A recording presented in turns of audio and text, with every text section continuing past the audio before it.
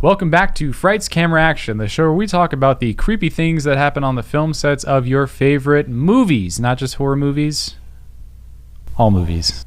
Everyone. Every single one of them. 101 Dalmatians? Yeah, all of them died. Haunted.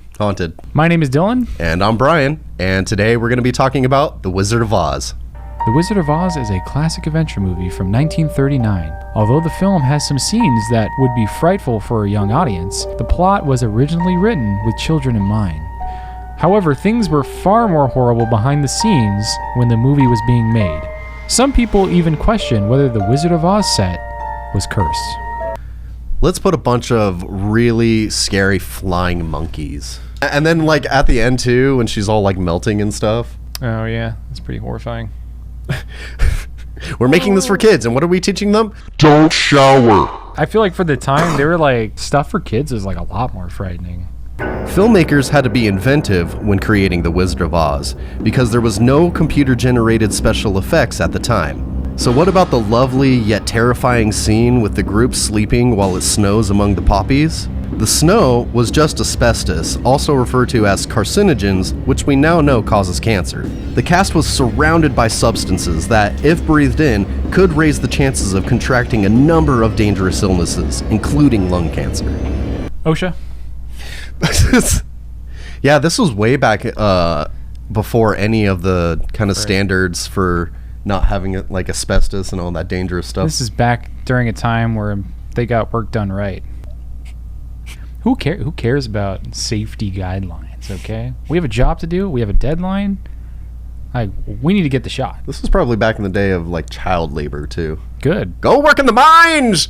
The Wicked Witch of the West, Margaret Hamilton, had to record a sequence in which she vanishes in a puff of smoke.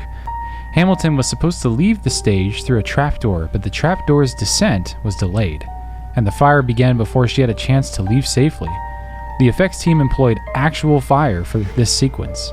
Hamilton received serious burns on her face. The following day, the studio called Hamilton to ask when she would be back for work. Buddy Ebsen, the original Tin Man, was painted with pure aluminum to give him a silver metallic appearance. He was hospitalized due to the frequent lung intake of the aluminum after awakening one night with excruciating cramping in his hands, arms, and legs, and had breathing difficulties. Due to the aluminum dust in his makeup, he had only been filming The Wizard of Oz for 9 days when he was hospitalized and forced to spend 2 weeks in an oxygen tent. The studio, rather than showing sympathy, insisted that he goes back to work. When he couldn't, the studio hired Jack Haley to take his place. They did switch to makeup that wasn't produced with pure aluminum, but Haley continued to get serious eye infections as a result of the items. The Wizard of Oz is no doubt a classic film, but the abuse and horrible incidents that plagued the set during the filming give us the impression the set was indeed cursed. Thank you for joining us for another episode of Frights Camera Action. Be sure to comment down below on another film set you'd like us to cover. This doesn't have to be horror movies. Be sure to subscribe and hit that bell and visit us at nightmaretoys.com. And of course, guys, we'll see you next time.